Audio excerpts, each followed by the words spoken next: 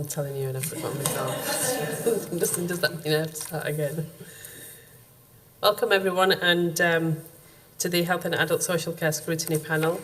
We have with us today one item on the agenda, which is the social access point of contact. Do we have any? In fact, we'll start by introducing ourselves because you won't know who we are.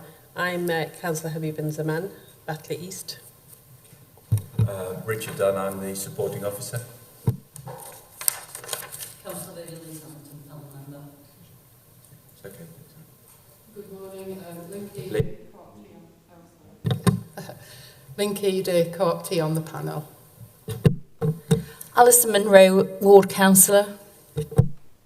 Leslie Warner, Ward Councillor. Dave Rigby, Co-optee on the panel. Councillor Fazila Lunat, a panel member. Peter Bradshaw, I'm a co-optee. Chris Lennox, I'm Deputy Director of Operations for Swift.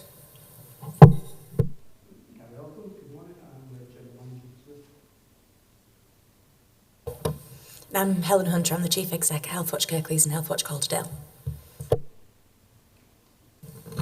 Thank you for that.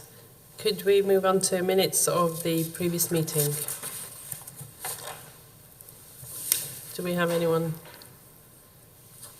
approving the minutes, seconding? Rebecca. Any declarations of interest? If councillors could complete the form and hand it in at the end.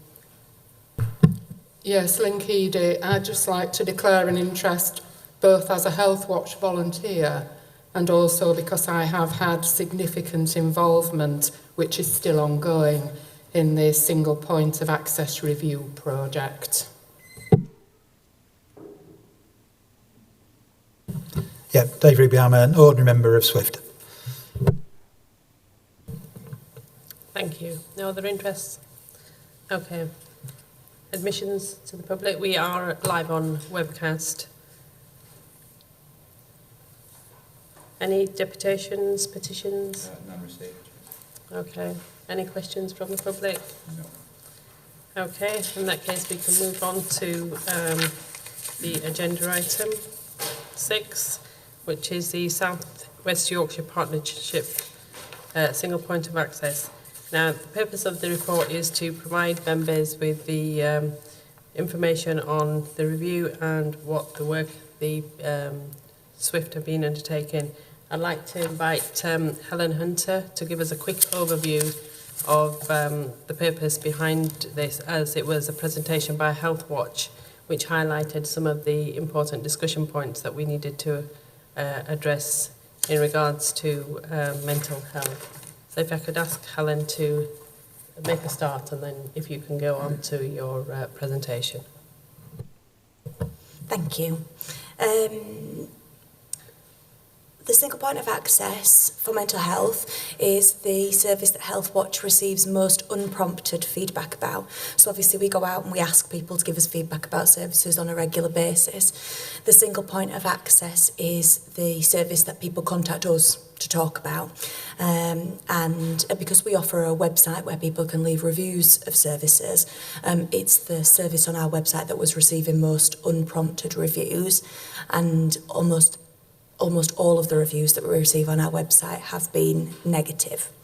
Now, we've been working with Swift around that for quite some time. So actually, the manager of the single point of access, we had contact with him from when we first started receiving the reviews on the website, and he does a great job at responding to the feedback that's actually left on our website, and that's been really, really helpful. But it reached a point within the organisation where we felt like we'd heard too many pieces of negative feedback for us not to do some further examination of what people's experience was of using the single point of access for mental health. So in the springtime last year, we did a piece of engagement work where we where we designed a survey that was shared publicly and with professionals who might contact the single point of access and asked people for their experience. And whilst in that feedback that we received through that process, we received some positive feedback, some stories about how the service had supported individuals. The majority of the feedback that we received was from people who had felt dismissed. It wasn't necessarily people who had access to the service and felt like that they got a poor standard of care subsequently. It was predominantly from people who had contacted the single point of access and then felt that they had been sent away without the support that they needed. There were a number of different elements within that, and we were aware of some of the challenges that Swift faces because I think the expectation of the single point of access service is that it will be there to deliver all different types of mental health support to people who might have an urgent need. But actually the service is much more about directing people toward the right support and care.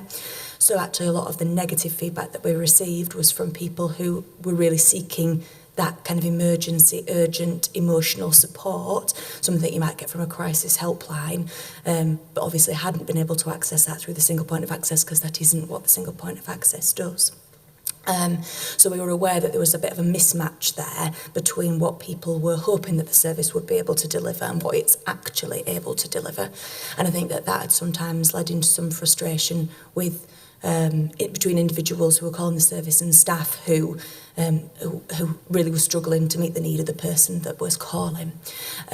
So we were mindful of that, but actually we still feel like that identifies there a big gap. If people are calling and asking for a particular type of support and that support isn't available and they can't be directed elsewhere for that, that still suggests that there is something there that's really missing in terms of support that people are able to get. So we received about 250 responses to our survey, and it's roughly half and half professionals and members of the public.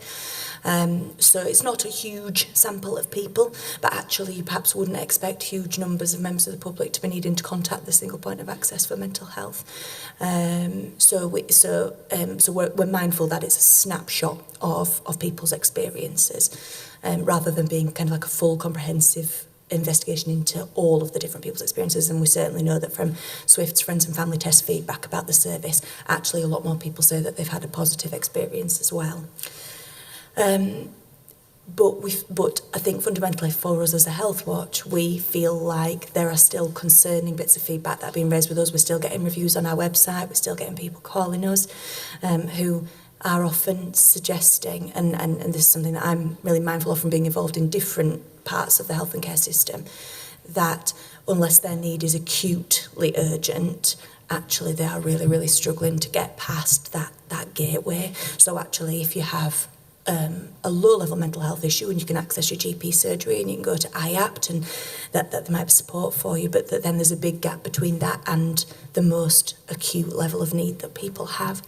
And I think that is something that remains quite a significant concern for us.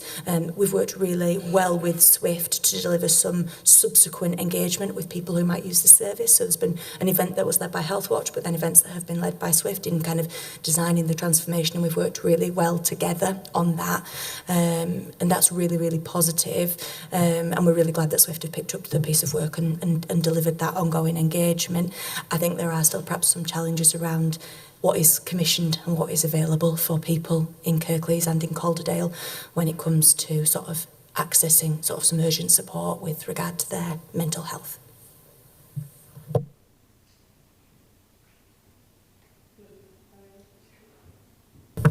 Sorry. Thank you. Morning, everyone. As I said, my name is Gary Oakham. I'm a general manager for Swift. I'm not the team manager that Helen's referred to. That's a gentleman called John Price. But I've also worked closely with Health Watch, following this report, but also some other work that we had commissioned on behalf of Swift to look at many aspects of the work we provide, but for the purpose of this conversation, for the single point of access, you've received a slide set, and I'm presuming you've had a chance to look through that. So I didn't want to walk you through sort of slide by slide. I'm presuming that's not what you want me to do. I guess really just to give an overall picture of what we've done since the Health Watch report and continuing to do over the last sort of 9 to 12 months and probably up to the next 6 months, I would estimate. So we received the Health Watch report, as Helen's described.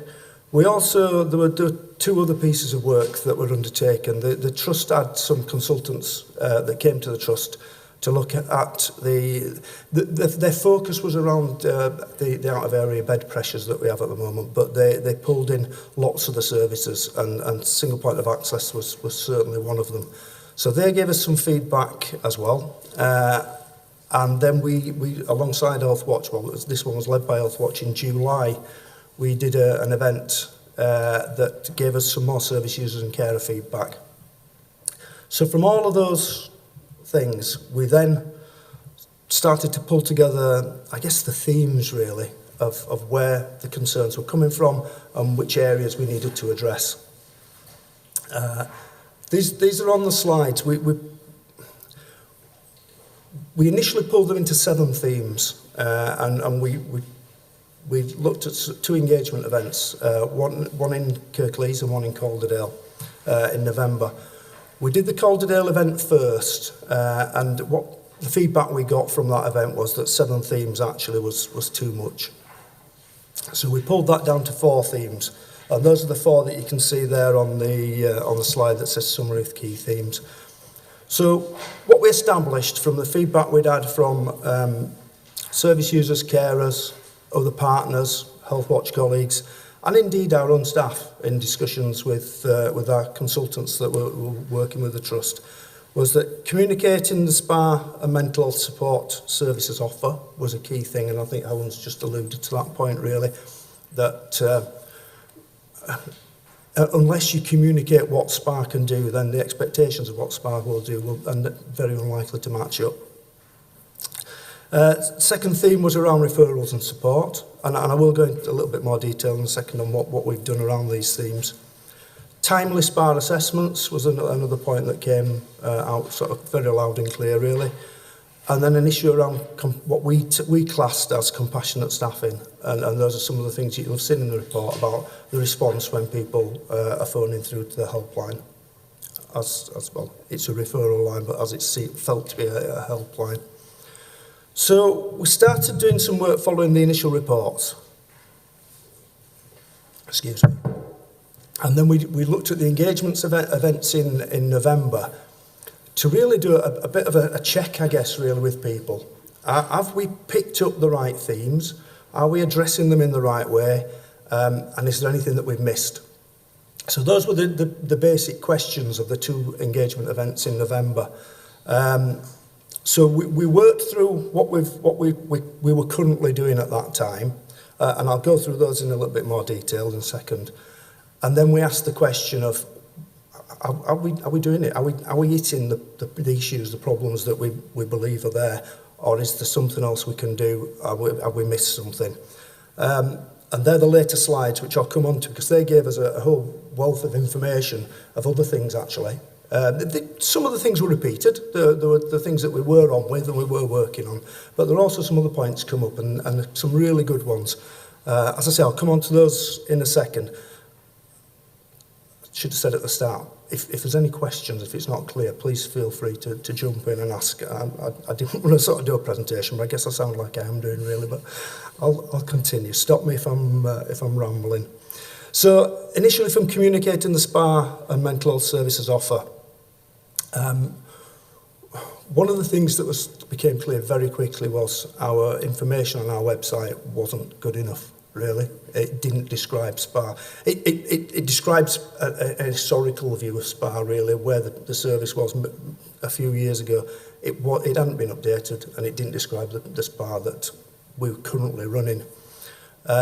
So what we said was that's a quick fix, really. We need to put some new words into the website that describe SPA better for as it is now, and then we need to develop the new sort of information for where SPA's going to be when we finish this work. So we've done part of that, but there is more to do yet because we need to see exactly where we are at the end of it. We looked at... Sorry, Gary, can I just raise a point there? It seems like one of those things that it's surprising that at the time when the nature of the single point of access service changed, the website wasn't changed simultaneously. It's not, I mean, I know websites, it's not necessarily straightforward, but it seems a relatively simple thing to do. So it's surprising that there wasn't a simultaneous change, and that it's not actually finished yet. No. What we've done, we've done a change to the position that we're at now. As this work continues now over the next few months, we will then have we're looking to do a relaunch essentially of the SPA service. There are some things that need to sort of slot into place from the work we're doing, and some of those are complete and some of those are ongoing. Rather than keeping updating on a sort of day-by-day basis, it's correct as the team is working at the moment. We will then rewrite that for the relaunch. But you're completely right, yes, it should have been updated. Yeah.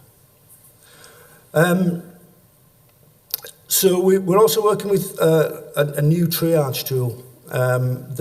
It's a national model, it's a UK triage tool. What that will give us is a thorough triage, which we have the thorough triage, but it's quite directive and it breaks the service down then. As we are at the moment, the service works to 4-hour urgent referrals and 14-day referrals. We don't think that's good enough. The new triage tool will direct us to, it will keep the urgent 4 hours, which will go through to the home-based treatment team. SPA will then also pick up 24-hour referrals and 72-hour referrals. So a far more responsive service. And as I say, the triage tool essentially directs staff as you're going through the questions to where that referral needs to sit in that timely response in that time frame. So we're working with that. The other bit about the sort of communicating on the changes to SPA is around a support line. So again, Ellen's alluded to the issue about sort of the understanding of what SPA can do with some of those calls. This is a helpline, it's a support line. Commissioners are currently working on the tendering. They're telling us it's probably going to be around April time that we're able to bring the new service into play. What it will do, it'll put a number out there that anyone can call for support, guidance, direction to where they need to go next. Obviously, we'll work closely with them as to what services are available in our local areas. It will also allow those staff who take that call a direct link through to Swift services if they feel it's Swift services that are required at that time. So if they feel there's a secondary care mental health need required, they'll have a direct link through to us. Otherwise, they may work with some of our third sector partners. They may just provide some help and support on the call. It will be governed by what obviously the service user or carer requires on the call. So that's, again, a really positive step and from a commissioning perspective, very supportive from our commissioners. It will hopefully address some of those issues that Ellen spoke about where service users are maybe not requiring that urgent secondary care response, but do require something. It fills that need. We believe it will fill that need. So as I said... Sorry, could I just clarify, will that service be provided by Swift or by another organisation? So it's tendered out? It's tendered out, yeah. It's a private organisation. Yeah, and it's going to be provided in partnership with Leeds as well. So it's going to cover Leeds and Wakefield, Calderdown and Kirklees. Yeah, that's right. Yeah. We haven't got... The commissioners have been doing the tendering process, so I haven't got the detail of who's put bids in, etc. But I had a discussion with them a couple of days ago, and they're hoping April will be at the time we're able to start the process. Obviously, we will need to do some work with that organisation so that they understand our local offer, if you like. But that we'll be on with that as quickly as we can. We're also looking at a directory of services and developing that with commissioners. Our commissioner colleagues are working on that as we speak. that's I would imagine it will be an online, but we need to look at how we do it in some written form as well. Directory of what other services are out there, what third sector partner organisations are out there that can help and provide support for people. Our service users, carers, referrers, partners need that information, but also our staff need that information as well to be able to direct people in the right direction. We're working very closely with partners. The work with Health Watch, I think, has been really positive work. Not so much with Helen, but with Claire, who's, I'd say, all the engagement events, she's worked jointly with us. We have regular meetings. So that's good stuff. But also the Kirklees Alliance work, where we're looking at pulling all, again, our third sector colleagues in and working alongside them. And again, that's about enhancing the offer and understanding the offer and being able to point people in the right direction. And that's the final point as well, which it's absolutely about our staff understanding that offer as well as members of the public. From referrals and support, we're working very closely with GPs. We've got a partner GP in Calderdale, a doctor called Caroline Taylor, who's working alongside us to develop a new referral document for the single point of access.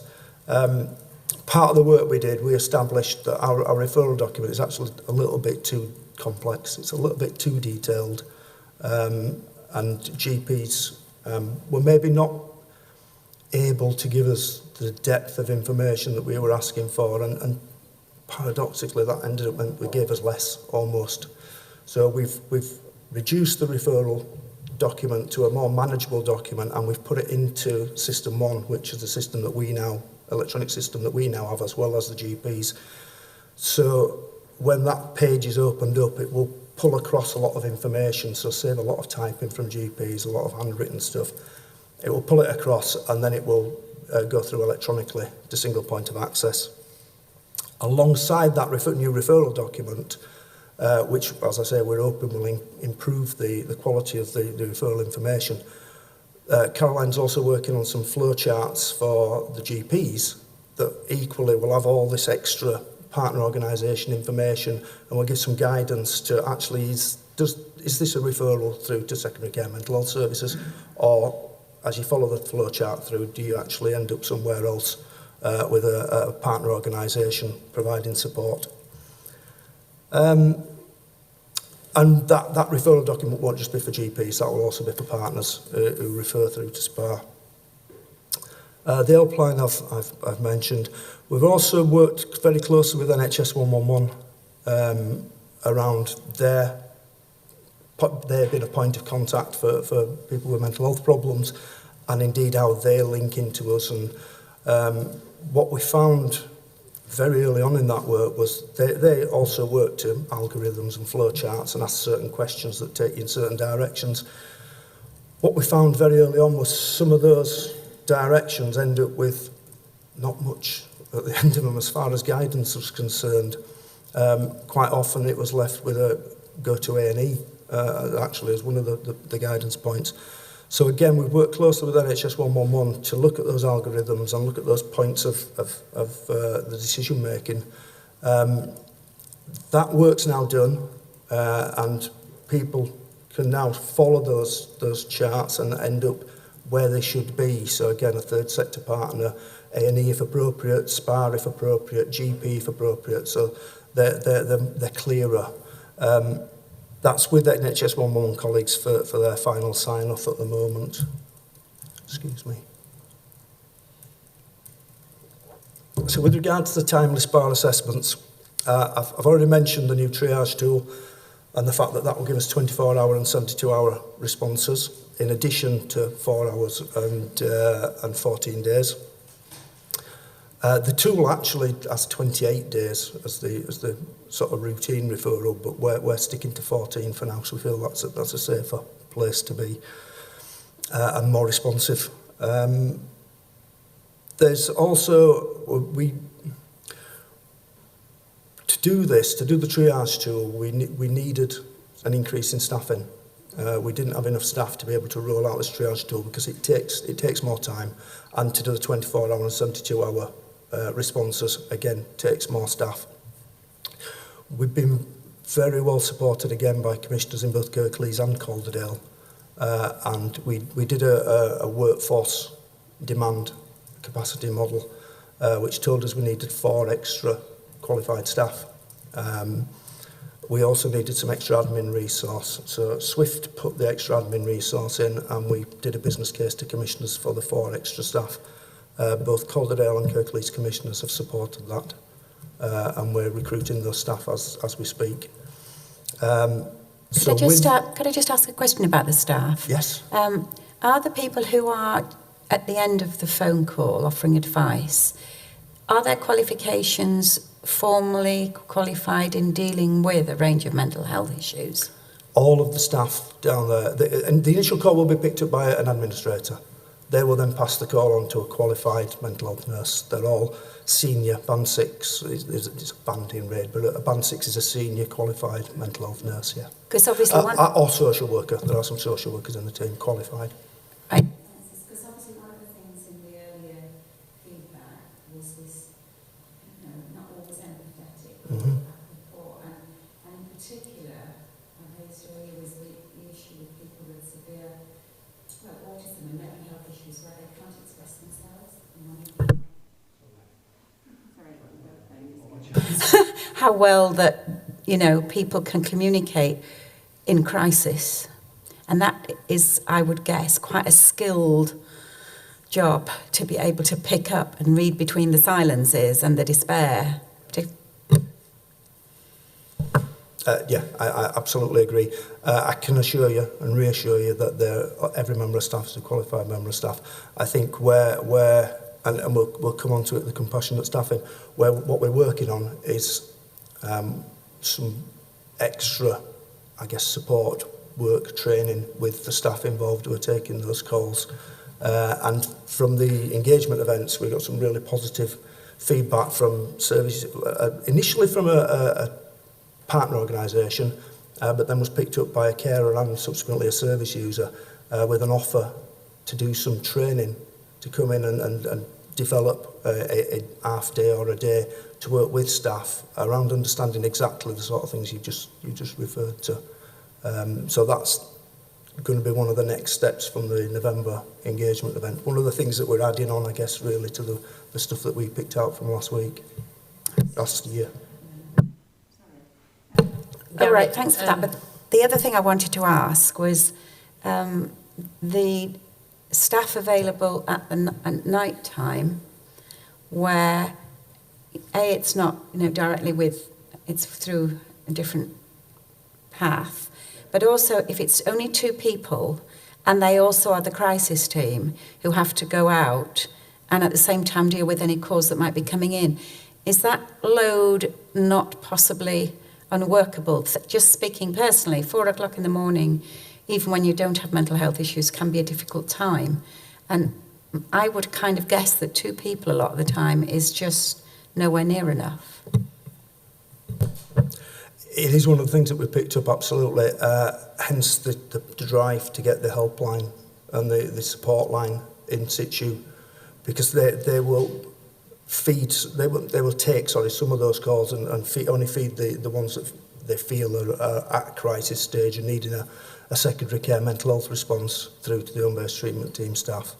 But yes, at 8 o'clock the calls are transferred over to the respective home-based, so there'll be 4 staff essentially, because the Calderdale calls are transferred over to Calderdale and Kirklees calls to Kirklees, so it goes to the sort of local areas. But yes, there are only 2 staff on duty in each of those teams at that time. So finally, on this point, you say that the new helpline is in the process of being commissioned. Do we have a date, a time when we're hoping for? Is that by April, or are we don't have a specific date? It's with commissioners. The commissioners are leading this. They've told me 2 days ago, I asked the question Friday, and I was told April but they're looking at the date for starting in April. So, I wouldn't want to just start a helpline big bang April the 1st, because I think we need to understand who's providing it. We need to work with those providers for them to understand our offer, I guess, in this area. So how they get in touch with us, what other support's available, how they'd get through to that support. So I think there'll be some issues to work through once we've been given the provider's name, because that then makes it a safe and effective transfer. And we certainly won't be sort of stopping any of our calls until that point. Indeed, I guess the access will remain anyway, because it will take a number of months, possibly years, for everybody to understand and realise that there's another number that you can call on a helpline.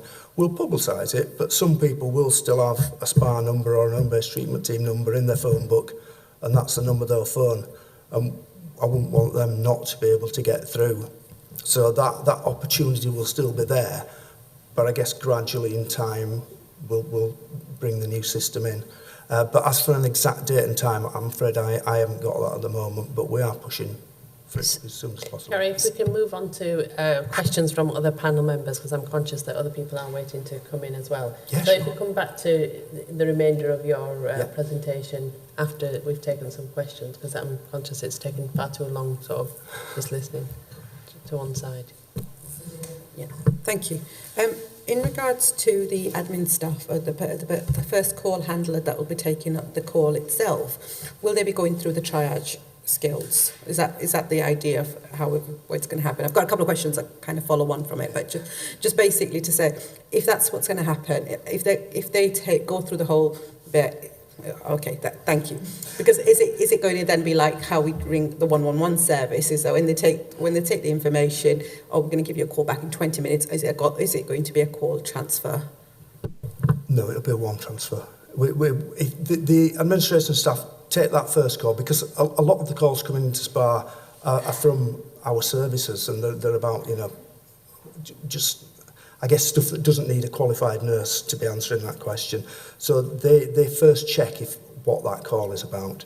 If it's from a GP with an urgent call, because we prefer an urgent referral, because we prefer the urgent referrals obviously to be phoned through, not text, faxed or emailed. Or it's a service user in crisis or a carer in crisis. They will take a name and address. A name and some phone details, so that if we lose the call or anything, it'll then be transferred straight through to a qualified member of staff. It's only the qualified members of staff that we're doing the triage tool. It's a clinical tool. Thank you. Just following on from that, so once it's passed on to the qualified nurse or the mental health person, and if it comes to a point that they do require the crisis line, what happens then? Is it a case of put the phone down, you need to ring somebody else, or will they be able to transfer that person directly? Because there seems to be a lot of complaints coming in saying, it was a crisis that they wanted. They wanted a helpline rather than a single point of access. What is it that you're doing to kind of make that flow quicker for that person?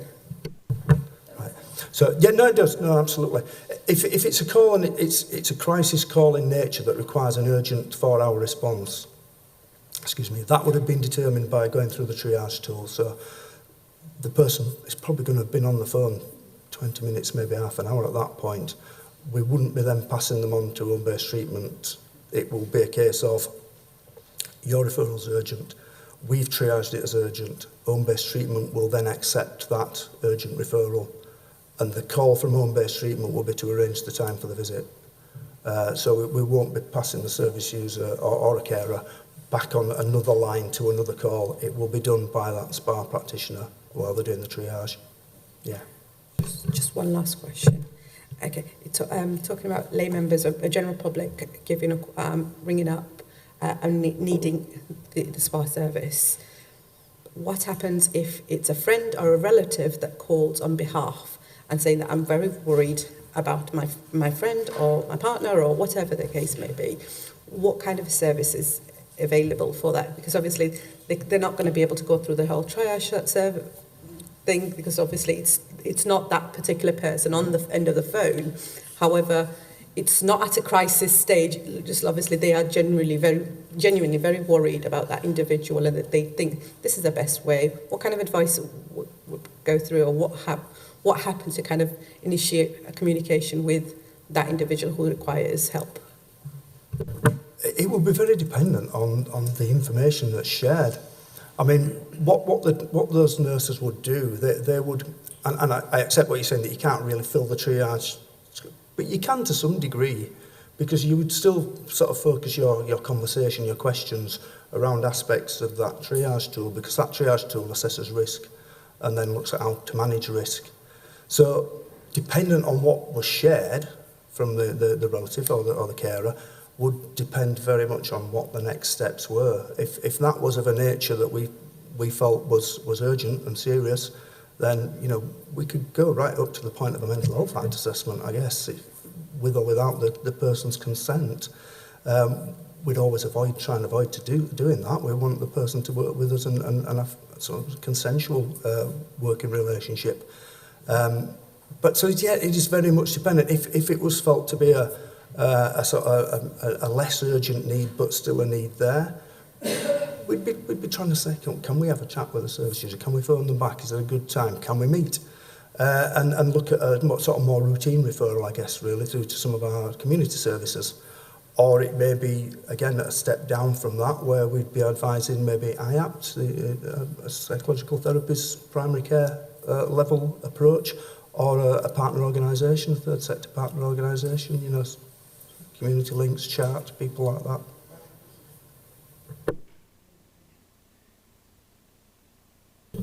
Gary, just to put this in perspective, the people who've complained, who Health Watch have very reasonably responded to, what proportion of your work does this comprise? Because fundamentally, you seem to look after a lot of people very well. Thank you. I believe we do look after a lot of people very well. You know, one complaint is a complaint too many. None of us want to be in a position where people are not happy with the service that we're able to provide. I guess for numbers, we received 169. I've just literally got the numbers yesterday, that's why it's so accurate. 169 referrals last week, equates to about 9,000 a year. So we have a lot of referrals come through. On top of that are the calls, of which a vast amount are not referrals. They're simply calls through to the service from someone who needs some advice, support, guidance.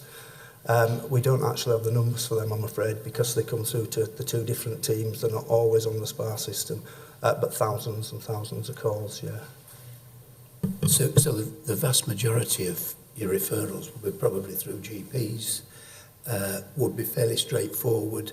You'd have a secondary care answer, whereas are we right to assume that some of the people who are complaining are a little bit on the periphery? They don't necessarily need secondary care, and because you're under pressure, and we know all beds are under pressure, you know, there might be a very reasonable tendency to divert people elsewhere. I don't know is the short answer to sort of where on the spectrum of mental health the service users have complained or voiced their concerns, should I say, sit. We haven't got that information. But yes, there's a wide range of people who call for mental health support. Sorry, please. I was just going to say, if that were to be the case, then what we need to be doing is pathwaying those people more effectively than the Health Watch report would indicate. So we need to be doing that more sensitively and compassionately and effectively.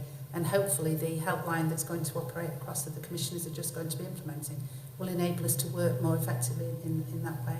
And as Gary said as well, work with more partners in the local area to offer people other opportunities. And I don't know, Gary, whether you want to say something about the crisis cafes that the commissioners are also looking at and expanding, because they're opportunities for people to go to places and to have that, you know, perhaps when it's not a medically indicated need but a very real need to them, then those are opportunities for them to have those needs dealt with in a more inclusive way, in a way that is more sustainable in terms of their own management of their own experiences and recovery, really. So we're hoping to be able to place ourselves in that context going forward as well. And sorry, just to add to that point of Chris's, the crisis cafes for Kirklees now are 7 days a week. They've just recently been extended to cover 7 days a week across Dewsbury and Kirklees and Huddersfield. Sorry. Yeah, I mean, in saying that this work is probably a bit peripheral to your main task. I wasn't diminishing it at all. But I think the reassurance that seems to be there for us is that if somebody is endogenously depressed, who is seriously hypomanic, who is schizophrenic and disturbed, and so on, that those people get catered for and are not missed by this system, and I'm certain that they're not. Absolutely, yeah. I agree with you. I think that I'm confident that those presentations, and GPs, you're quite right, are about 80% of our referrals coming through are from GPs. Thanks. Yeah, a couple of questions. First one's about, you mentioned the directory of services that's going to be prepared. Is that going to be both a hard copy and online? And will you be consulting with people who perhaps use services in terms of the format for that and the appearance of that and the distribution of that? Yeah, we're not pulling the information together. Our commissioning partners are doing that. Tony Bacon's doing it for Kirklees, and I think it's Sarah that's leading for it over in, Sarah Anthony's leading for it over in Calderdale. With regards to the format, that's a very good idea. We could certainly bring, we've got links through Lynn, clearly, who sits on the project group. So she'll see it as it comes through to the project group, and I'm sure we could look at pulling other colleagues in to look at the formatting and how it reads, etc. Paper copies are always an issue because on online stuff you can keep up to date very easily. We say that, but relatively should be very easy to keep up to date. Paper copies and telephone numbers and things go out of date, but I do agree with you. I do think we should have some paper copies, and I think our leaflets should direct people to the website as well, so that we've got those links in there. What we've also talked about is the Trust website, having a direct link through to where these sit on the local authority website, and vice versa, so that we're making sure that information is shared. Again, I think it's critical that we get all this information into the relaunch information, so that it's all there and people can find it. We've all had experiences of trying to get in touch with services and not knowing where to look. And a colleague spoke to me yesterday. She lives over in Manchester. A friend had asked her to get in touch, find some details about Manchester services. And she said, I'm literally all over their website trying to find the right number for this person. I've done it myself with my children. It's not good. We need very simple, here's where you go next.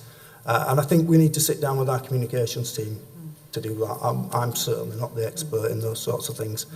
And then trial it before it goes live. Sit it with someone and say, if you had this problem, go through this system for us and see if it can get you where you need to be. Thanks, that's helpful. I'm sure the commissioners are looking at other examples of directories. There certainly was, hopefully still is, a very good one in Leeds, prepared by Leeds Mind, so that's which is both online and a paper copy. Sorry, my second question was about resources.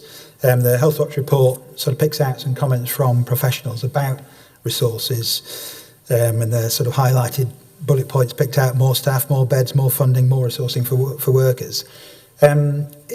Just in the terms of you mentioned some areas where new resources are coming in, but in terms of the overall background, I just wondered what level of savings the Trust is required to make year on year, and for what effect does that have an effect on your ability to respond in the way you'd like to respond? I think, as Gary said, we've actually had investment in single point of access and other services, and a considerable amount of investment from Kirklees in particular for this next year coming. So I don't think that those issues are material to what we need to achieve here. We are adequately resourced in SPA. We've modelled that. We've looked at demand and capacity, as Gary said, around how we're going to operate the new triage tool and offer the service that we need to. As we've also heard, the investment in other areas of the infrastructure, as it were, by the commissioners is really important, hence the helpline that's going to work across Leeds and Calderdale, Kirklees and Wakefield. And the other investment in partner agencies in the third sector should support as well. So I don't think that the challenges around resources are necessarily significantly influential in what we want to achieve in terms of quality now. I think we've got what we need, and we need to do it in the way that we're describing. I was thinking whether there were other parts of the trust which are affected by the lack of resources, which then have a knock-on effect on this particular area of service. Well, obviously, all public sector services are under challenge. We work continuously to mitigate those challenges in terms of frontline services, and any savings that we make, we try to make as far away from service user experience as possible. And certainly, we've put in additional investment from Swift internally into our bed base and our inpatient services this year. And we work hard to make sure that we've got safe staffing levels and that we've got all our beds open, and that we minimise the use of people having to go to out-of-area beds, which we have done again during the course of this year. So we hope that the resource challenges don't get in the way of our delivering quality services. From a Kirklees perspective, commissioners in Kirklees have been extremely supportive of us this year, not just in the single point of access commissioning. They've commissioned several other teams, increased the commissioning for several other teams. That you're absolutely right, all do have an impact, because it's a system, isn't it? It all works together. We're increasing staff in teams across the patch, across Kirklees. Just on the Leeds website, we found that one, and we're looking to steal, borrow, pinch, share quite a bit of the work that they've got on there, because it is a very good site. Helen, did you want to comment on something that David was talking about? No, it's All right, okay. Yes, it's just a point of clarification, and do forgive me if you've already mentioned it. I may have overlooked it. We know that the 111 service is 24 hours. I just wanted to clarify about the proposed helpline. Will that also be 24 hours, please? It will, yes. Yeah. Sorry, can I just ask this is just a brief question, again for clarification, but out of the people who completed your survey, who are contacting you on behalf of themselves, actually responded to it, is that the 55, or does that include their carers? I'm just interested to know if you've actually got real feedback from the people, the patients, in actual fact, the actual people who are in crisis, to help inform what's happening. Sorry. So I think that's from the Health Watch report rather than from the... Yeah, that's absolutely fine. We had feedback from both service users and from carers. It was me that did the survey, so I don't know the exact numbers, but it's definitely live feedback from people who are currently accessing the service, rather than sort of... It wasn't exclusively carers groups that we accessed. It was a range of different feedback from people with that experience of contacting for themselves or for a loved one rather than a professional. Okay, just wanted to know if you had a breakdown of actually the actual patients themselves, how many actually responded to the survey, that's all. So I'd need to speak to my colleague Claire. If that's not clear in the report right now, I'd need to check with Claire to make sure what the specific number breakdown is. David, do you want to comment? At the recommendations page in the Health Watch report, page 34, we picked up on quite a few of those in the discussion. A couple of them, number 5 and 6, which are really looking at other ways of responding to service users' needs. The first one about the possibility of extending the support available for the liaison nurses at the police hubs. And the second one, which I think is quite interesting, about looking outside of formal services and looking to see whether community assets and volunteers could be used more. There was a reference to people who've been trained in mental health first aid, for example, and perhaps using their services more. So just a couple of reflections on those points. Thanks. With regard to the police hub nurses, I mean, that is a very different service offer, if you like. That's a very different service. I appreciate that. Just part of the overall... Yes, it is, and it's certainly part of the overall out-of-hours package that we can provide. And as it states in the report, they are very highly thought of, certainly by our police officer colleagues, and work very, very closely with the police. They're embedded in the hub with the police. They're as much police officers as they are nurses now, to be fair. They're an expert, and for them to go to. It would be impossible for them to start picking up calls coming through, as I think is possibly what was being thought of by some of the police officers, that they could have a wider range and support in a different way. It's quite a finite resource and a very specific resource that we're commissioned for. Sorry, the point I was trying to make there was that because it is seen as a very useful service, just whether there's a scope to extend that service over a longer period of hours. I appreciate it's a different kind of service, but yeah. I was just going to say that the services it's currently commissioned has been based on the levels of demand and how the police use that service at any one time, and it was sort of carefully titrated to that, really. And I think in terms of the critical mass of staff and the way that the police currently use it, there isn't an indication that we will go to commissioners and say we need more money for that particular area of practice. But that's not to say that we won't keep that under review. I suppose it's something of the nature of if something's popular, then do more of it. But it may be that we have enough nurses in the police station to actually service what needs to be done in terms of people coming through. And it's also, there are other services commissioned as well, such as liaison and diversion, that's commissioned on a West Yorkshire level that meets the needs of the population of people going into police stations and under arrest. So it's nicely balanced at the moment. In terms of the other point you made about the community solutions, that's definitely something that we're into and lots of other people are into, and we work actively with partners looking at creative and recovery approaches around meeting people's needs in the community, and those crisis cafes are part of that. People who are mental health first aid trained are part of that, and how we grow resilience and look at user groups and carer groups and how we can support people to build that resilience in their own communities is very much something that Swift are keen on through their creative minds projects as well. So that is definitely something that we need as a background to the work that we're doing in SPA and other areas. Just to add, David, sorry, just to add to the point about the police liaison nurses, although they only cover 12 hours of each day, the police have direct contact through to the intensive home-based treatment team when they're not on duty. So we don't, and they are intensive home-based treatment staff. They're part of the intensive home-based treatment team's staffing content.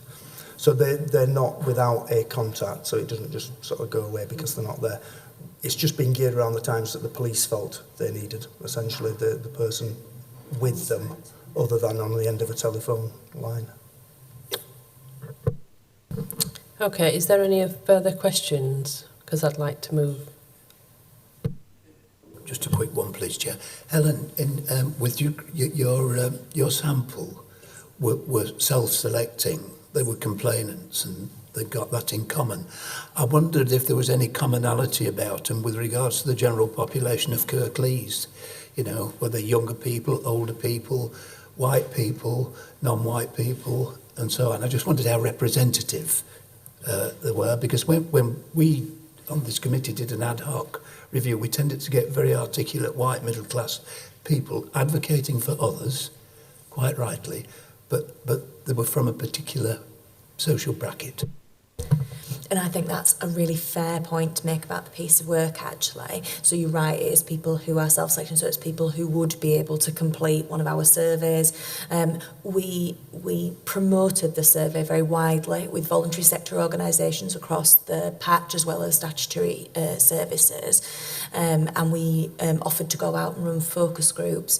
We did some drop-in sessions at the basement project and at Huddersfield Mission to see whether or not people who perhaps wouldn't typically access that type of survey would come forward and kind of give us some feedback. So I think we did get a mix, but I would agree with you that actually we probably did get, so certainly got people who wanted to raise concerns rather than tell us how positive their experience had been, and that it probably was a certain subset of people, although we did try to have a broad reach into different areas, but we're always mindful of that when we do our pieces of work. It tends to be the people who feel more empowered to speak out who speak out. Thank you. Leslie, do you want to come in? Yes, sorry, it was just back to what we were talking about earlier. It was just a further clarification. When you were talking about the commissioning of the new helpline, and you mentioned about provider's name. I mean, it's just, is this going to be done in-house, or is this something where more partner organisations come in that basically are PFI, etc., or are we're still doing the work in-house? Swift have not placed a bid for the tender for the new helpline, so we're not part of that process at all. The commissioners across the West Yorkshire footprint, excluding Bradford, are commissioning that jointly, and it's gone through a full public tender process. So whichever companies or whichever organisations put forward for that, they will go through a very stringent process in terms of selecting. And then that may well be a range of organisations that do it in partnership, or it may be one or whatever, but we haven't been part of it at all, so we wouldn't have that information, unfortunately. But it would be going through the external tender process, which, as you will know, is very rigorous. But it will be very much based on who those commissioners select to do that, and it may be that there's an NHS organisation in partnership with a third sector organisation that's placed a bid. We wouldn't know, or it may be just a third sector organisation or a single, we don't know. But as soon as obviously the information's in the public domain, it would be very interesting for us as well to determine how we work with those people and how it adds benefit to the whole health and social care economy, really, because it's a very important development. I mean, thanks for that. I understand that, but obviously, from a public perspective, there is increasing concern that drip, drip, drip, more and more things are getting in the private domain and not staying in-house within the NHS, which we're all passionately believe should be sustained. And as an NHS provider, I wouldn't at all disagree. However, it would be outside our control, and it would be a matter for commissioners to answer to. But yeah, thank you for that. Is there any further questions, comments? Can we bring it to a close? Sorry, are you wanting to?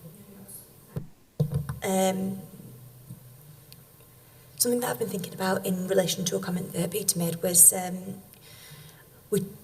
something that I'm mindful of from other feedback the Health Watch receives about mental health services, is that there are clearly, from the feedback that we receive from people, some perceived thresholds that mean that people can and cannot access service. And I don't know, I've not been on the phone call, so I don't know the way in which that is being articulated to people. But certainly we receive feedback from members of the public who tell us that they're experiencing suicidal feelings and aren't able to access support. And that's something that's very concerning to my staff team. Actually, people ring us and say, I've tried to get help, I think I'm going to take my own life. My staff feel incredibly responsible towards those individuals who contact us, and actually it's very distressing for them. My staff are not trained to assess people's risk of suicide because that's not the type of service that we provide. And I'm very mindful that I've heard some, and this is ad hoc, some quite scary, I think, examples of people who are saying they feel suicidal still being told, you can't access our support. And I don't want to belittle, that for me is one of the most concerning things that we hear as an organisation. And one of the things that perhaps concerns me a little, and it's something to be mindful of in the way that things develop, is if we're developing an increased range of flowcharts and pathways and things that people can travel down, actually we inevitably sometimes create more gaps between those things, where if you don't quite fit right into a particular pathway or with a particular set of presentations, that actually you become more at risk of being one of those people that falls outside of the remit of services. And often I hear examples from members of the public who present that they've been told this is the threshold, this is the resource, this is what's available. Actually, it's not the person's problem what's available to services, and it's been and it's sort of been made to feel like it's their problem. And I know that with the work that you're doing, that is not the intention in anything that happens. But I'm also quite mindful that what I really want to see is a culture of kindness and consideration and compassion towards people and curiosity in what makes them tick, what makes them work and what might help them. Because actually they might not need a secondary mental health service, but they might not need the helpline, they might not need... It's do you have the time and the skill and the curiosity and compassion to listen to what somebody is presenting with and say, it's not us, but that doesn't mean I'm not bothered, or we're going to send you away.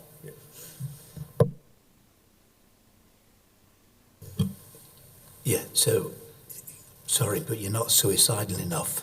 Yes.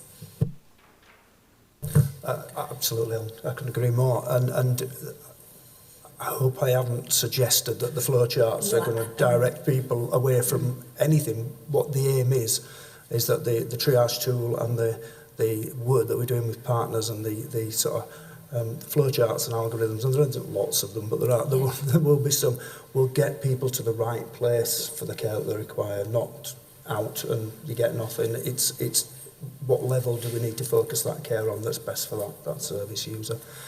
And the only reason I mention it is because I just want us to be mindful of the potential that creates sometimes for people to feel like they've been omitted from support. Yeah, and we'll continue to work together to do that. Just very quickly, just to finish off, I know we've probably used up all our time. Just what our action is now. So we've got the Health Watch, the consultants' views, and some of the engagement events that we did early.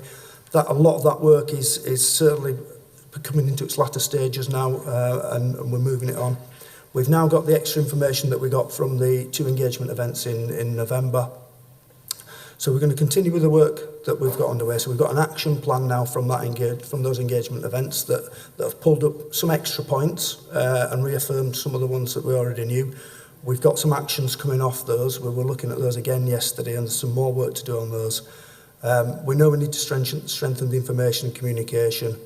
We're passionate about getting some service users, carers and partner organisations in to do some training with our guys.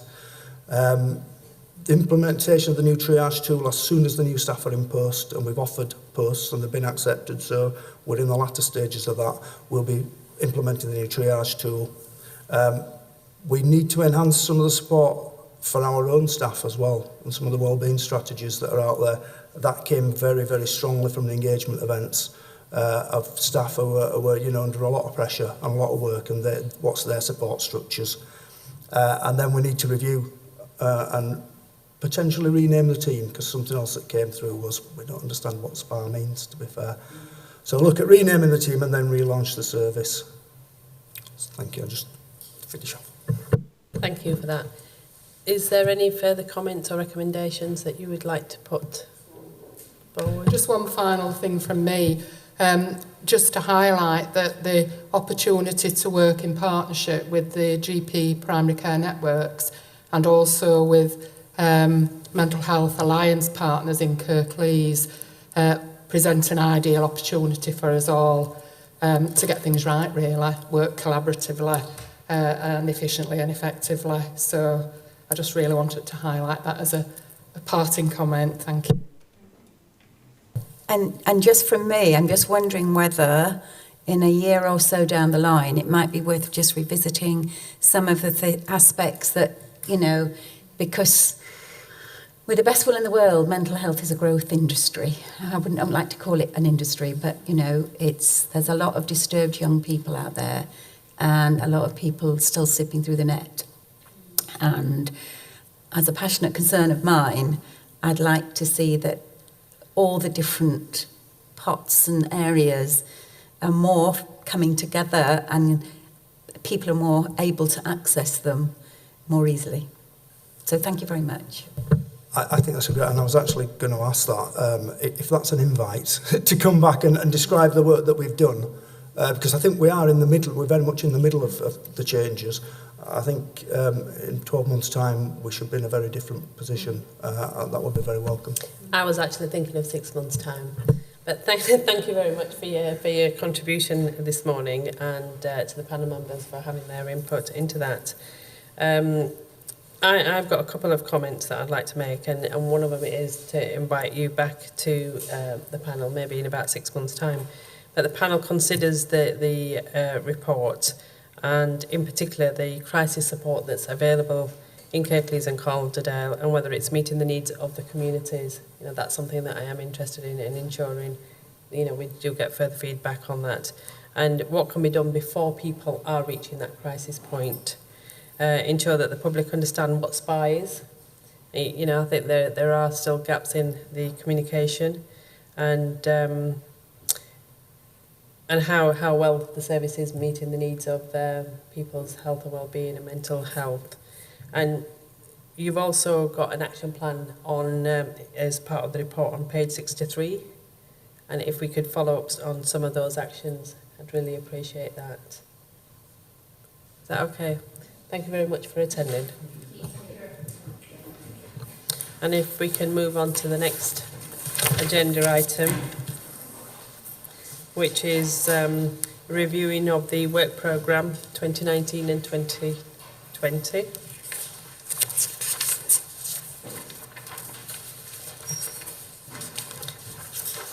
And we have brought that item slightly forward, so if we can maybe go through some of the things that we've had listed.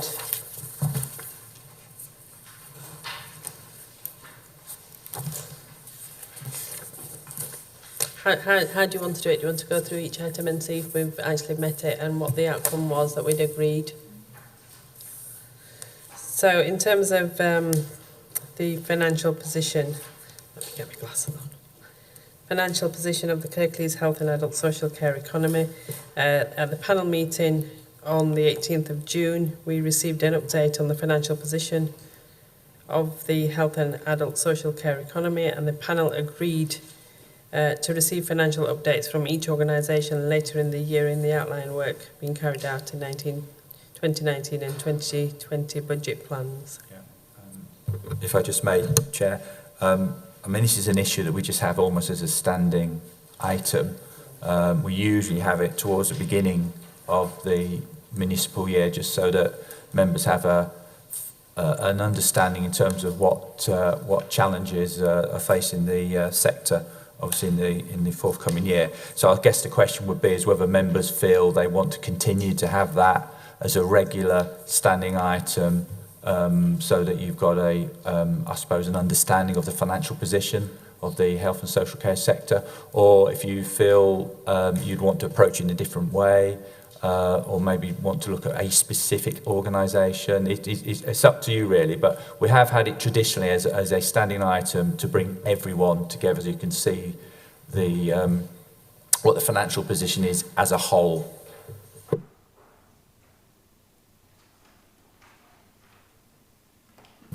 Yeah, I mean, I think it's a critical bit of our work, really, because so much is driven by what is affordable. Okay, thank you. The second item is closer to home, and we received this report, and It was a workshop, wasn't it? Do you want me to yeah. just, yeah. Yeah, do you want to go? Yeah, that's fine. No, it's not a problem. It was just really just for clarification. We've had Care Close to Home on the work programme for a number of years now, and I think what we said we would try and do through the workshop approach, which we took obviously in July last year, was to try and sort of maybe get a broader look at sort of the components that make up Care Close to Home. So I think we're almost rebadging it more as community services, really. So I think it's whether the panel feel that they want to continue to have a look at issues relating to community services. And I think in particular, some of the areas that we haven't yet touched upon, for example, primary care networks is an issue, and we've not yet sort of touched upon that. There is some work ongoing in trying to make community health services as a whole much more robust, Obviously, there is a lot of work being done both from a social care perspective as well as a health perspective.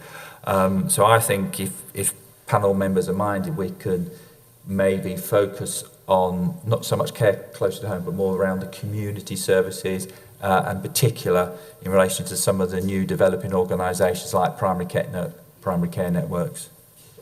Yeah, I mean, I would agree, Richard. I think it's subsumed within primary care networks now, that, and Locala and GPs are going to have to be as one on care closer to home. And can I just add that some of you may or may not be aware, but there's a particular pilot being tried out that is due to be launched in July, which is, it's been led by Councillor Richard Murgatroyd and Golker, about a community social care package which has had some funding from Kirklees, and it's initially reaching out to 100 people, but it's run more on the basis of a cooperative. So they're looking at the fact that, as we all know, care workers, etc., get paid very little and don't get paid for travel. So it may or may not be in the position to report on it towards the end of next year. But if there is, just be interesting to see how that has developed or not.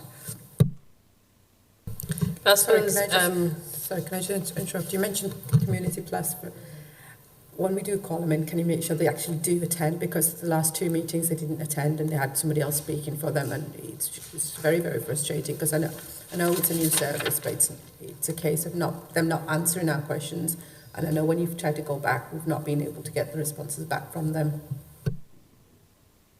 Yeah, I was going to make a similar comment on that, but pass you back to Richard.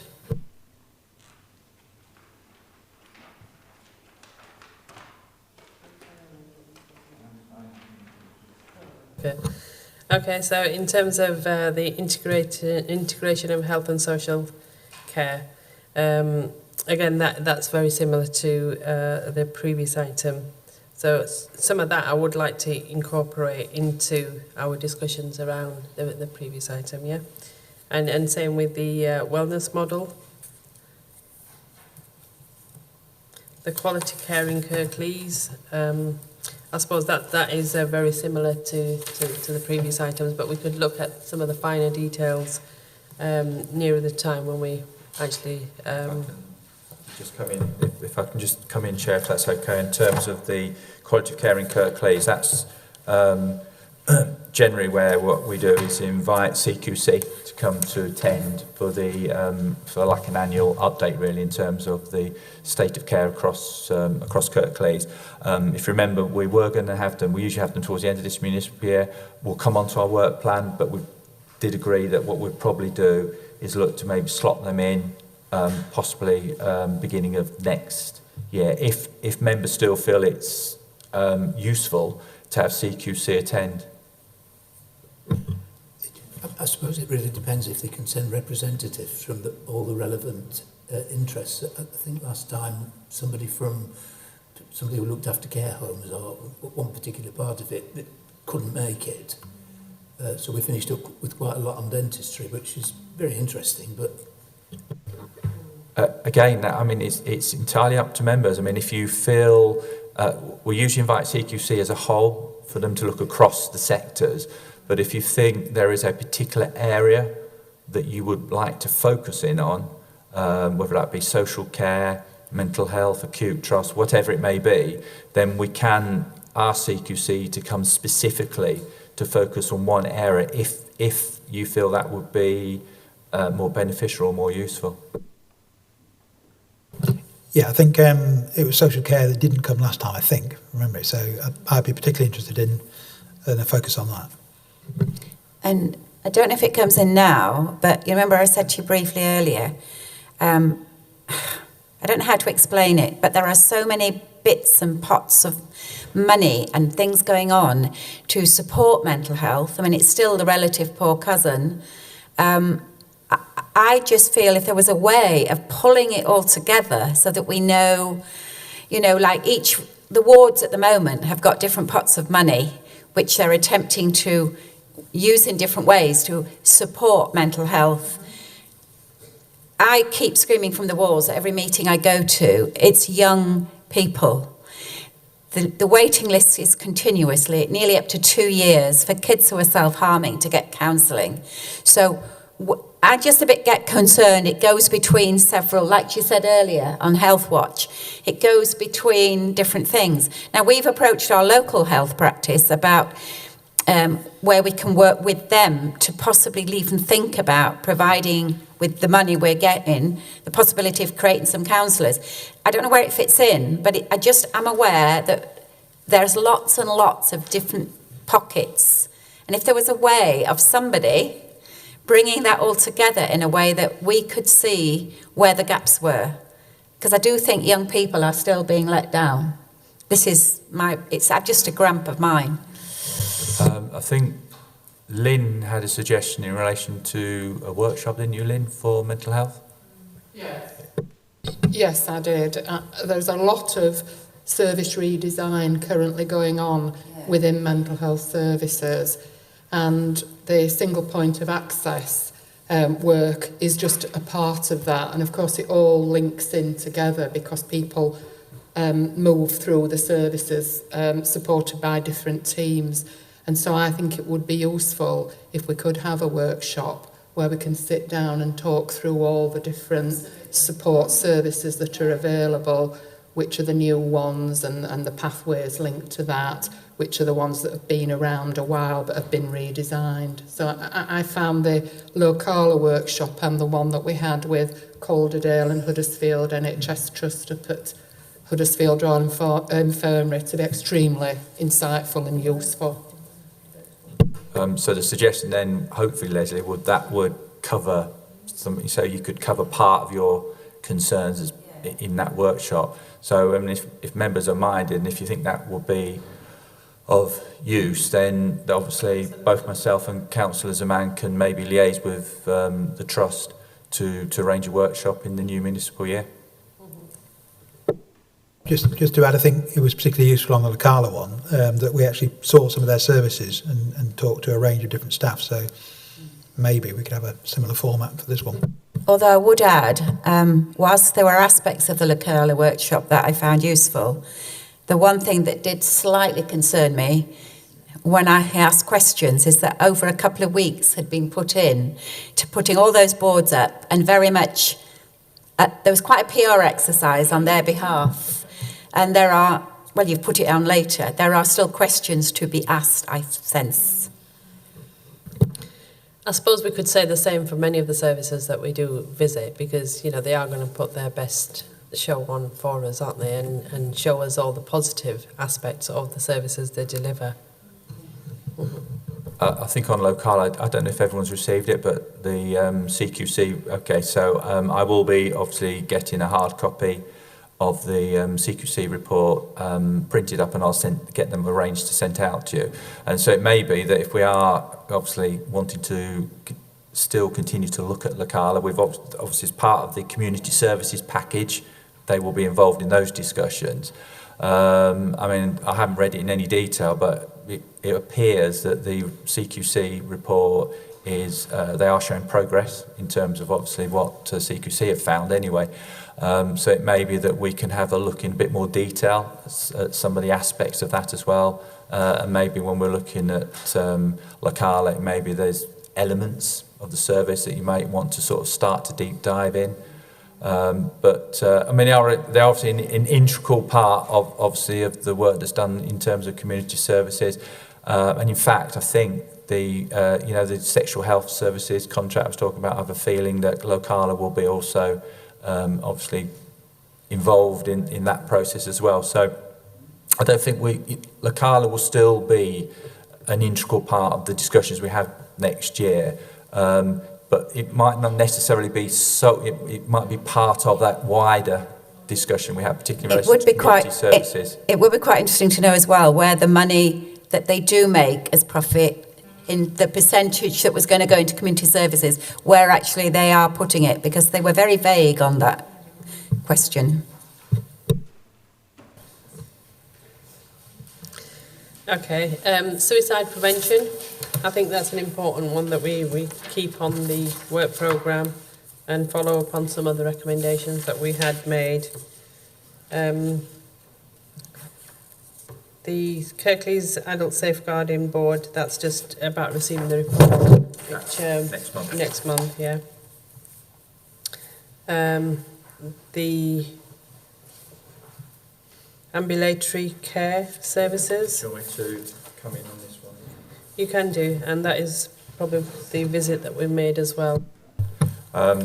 Yeah, that's sort of an ongoing piece of work, really. I mean, we did, there was a group of us did go to Pinderfields, and I think we found the visit very helpful and useful. And we did say that we would obviously follow that with a visit to Dewsbury.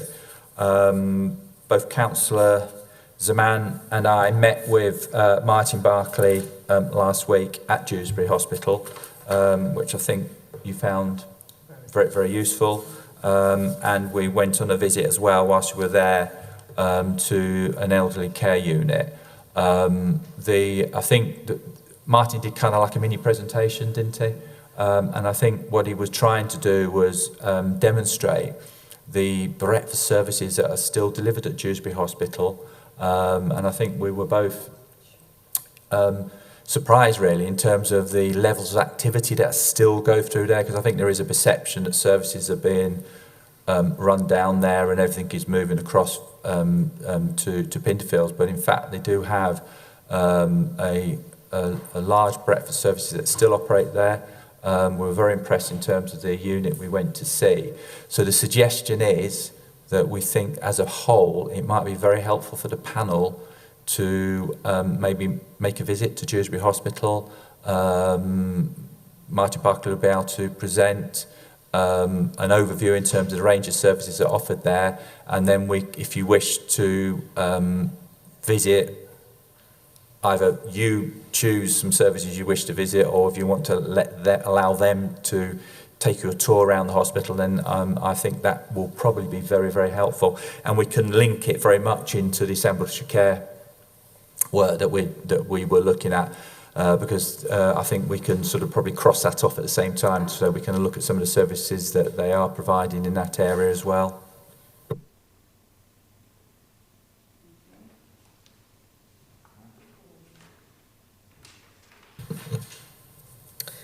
Okay, so in terms of the fetal alcohol spectrum disorder, I think we kind of dealt with that, and we can take that off. Transforming outpatient care at Calderdale and is it Huddersfield Foundation. What is it that we're wanting to do on that? Just continue having it on the agenda and monitoring the situation? I think members quite enjoyed that visit. I think what we said we'd probably do was just keep an overview in terms of the work that's being done there.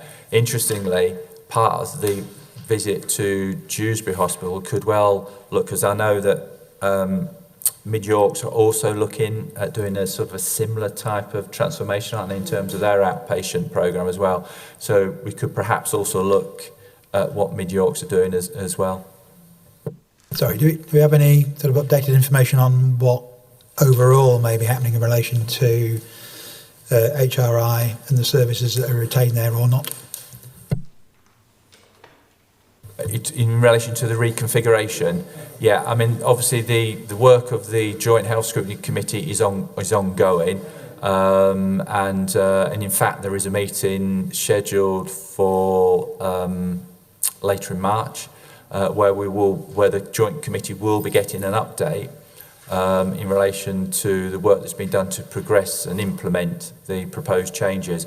What I can do is when the papers are available for that particular committee, if members might find it helpful, I can send them through to you as well, so that you've got an update, because I suppose it's that joint committee that they've got the responsibility for overseeing. But that's not to say that obviously this local committee here, it's important you're aware of what's happening. But I'll make sure that you're all copied into that as well then, so I'll include copies for members here as well.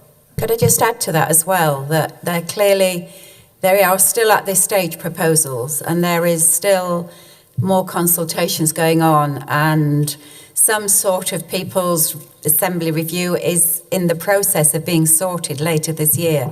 So I think, you know, there are still many people fighting aspects of this, is all I will say. Yeah. Keep that on the agenda. Okay, the next item is the Yorkshire Ambulance Service, and we've recently had them at the panel meeting. We did acknowledge some of the challenges that that service is facing, and we have agreed to invite them back. Yep. Can we make sure when they come back in that we have statistics for both South Kirklees? Yeah, because oops, we forgot was not a good enough answer, really. We're always forgotten in North Kirklees. Primary care networks, that is something that we want to keep on the work Part programme. of the community services discussion. Yeah. The Kirklees immunisation programme. Do we want to keep that on?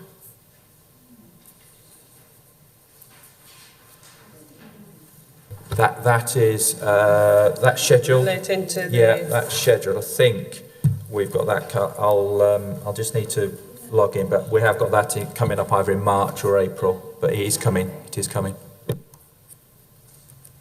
Okay, and then update on winter planning. We keep that on. Can I just ask you on, obviously we're going to keep that on, but just perhaps not particularly for that particular part of it, but recently we've had the flu virus going around, and then obviously the hospital closures or department closures and things like that. And at some point it'd be nice to be able to get them in, to be able to find out what the impact of these closures has been and how it's affected patients and patient care, really. Some of that we can cover when we do the Dewsbury Hospital visit, because Martin did actually go through that with the 3 hospitals and how they've been able to deal with it on a daily basis, and in terms of the virus as well. Yeah, well, just speaking of viruses, as I know, obviously the epidemic at the moment internationally, how prepared are we if it was to come to here? I mean, it's come to Sheffield. I mean, there's quarantines happening in Sheffield, and we've heard of incidents in Leeds as well. How prepared are we? How are we going to be able to handle? How is hospitals going to be able to handle this? How was going to happen? But there's two aspects to it. One is that I think I did circulate the sort of latest NHS England update in terms of the approach that they're taking to dealing with the coronavirus. And we did get an update or an initial update from Public Health Kirklees in terms of what they're doing here. We have actually asked for further information from Public Health. I was hoping I would have it today. I haven't got it, but it is on our agenda just so that we want to test that we have procedures in place to deal with an outbreak if it were to occur in Kirklees. Interestingly, when we met with Martin Barclay at Dewsbury, he was saying that every hospital now has what they call a pod, which is installed outside the hospital, where people who have suspected the suspected case of that virus will be directed. You have to go through NHS 111. But every hospital, as far as I'm aware, and I think it's the same, will now got specific instructions to have these. So the hospital's already prepared for it. But you're absolutely right. We just want reassurance from Public Health in terms of what's happening here. So what are our specific procedures in Kirklees?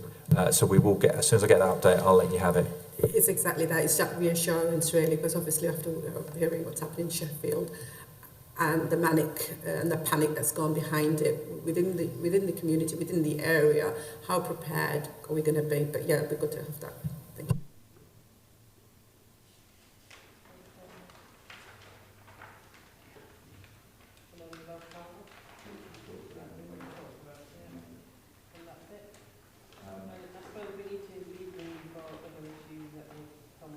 Yeah. So what I can do is I can email out to members so that if there are any other issues that they feel that maybe they wish to put forward as part of the consideration of the work programme, then obviously you can put those forward and we can have, because we will have a detailed discussion in terms of work programme at the beginning of the new municipal year. Just coming up, so just so you're aware, in terms of next meeting, which is on the 24th of March, we've got the, sorry. 20th of March. Oh, have I got that wrong? I have to, right, sorry, I'll have to clarify that. I'll clarify the date, I'm sure. I've got the 24th, but it might be a typo. We've got the Kirklees Safeguarding Adult Board annual report presentation. And we've also got some proposed changes to assessment and treatment units, which is obviously to do with mental health inpatient care. Councillor Zaman's already had a informal briefing on that. It is something that's been looked at a West Yorkshire-wide region, and the West Yorkshire Joint Committee has already had a discussion, an initial discussion, and their view is that at the moment that they haven't considered this to be a significant change to service, but they do believe that they want to continue to have robust engagement to these changes. We still feel that you as a committee should be aware of what these changes are. We don't think there is a huge impact on Kirklees, but there could be an indirect impact because the proposals are to close. There's currently 3 units, one in Bradford, one in Wakefield, one in Leeds. They're proposing to close the one in Leeds. Most of our patients probably go to the Wakefield one because that's where we commission up to 4 beds through Kirklees. And so there might be an indirect impact, but underpinning it all is the robustness of community services, which I think they mentioned whilst they were here anyway. So I thought it was important that you were presented with the proposals, you understand what it means to Kirklees, and importantly, you've got a real feel for what the community service provision is, because that is a key component. So without a robust community service, that could put additional pressure on inpatient beds. So that's coming in March. And then in April, we have the immunisation programme, which we talked about, so that's coming. And also potentially the proposed merger of the CCGs, if that is to go ahead, and that's what doctors feel that they're waiting for the North Kirklees GPs to obviously vote on that, then we will be a discussion here. I'm just mindful that obviously that is a question mark at the moment, so that may or may not come, but it's scheduled. Okay. Have you got dates for those meetings then? Is it the 24th of March? Because we've got 2 different dates, haven't we now? I just need to look at my calendar, and then I'll be able to tell you. It will be the 24th of March. So so I do apologise. The agenda is showing next meeting is the 25th. It's the Tuesday, the 24th of March, and then the 21st of April is our last meeting of the municipal year. Thank you for that, and that brings us to the end of the agenda, and the date of the next meeting, as Richard has said, is the 24th of March. Apart from Thursday, the joint thing. Yes. Yeah. But that's not our meeting, that is the economy and neighbourhoods, that's a joint. Yeah. That is, Thank you very much for your contribution, and we close the meeting.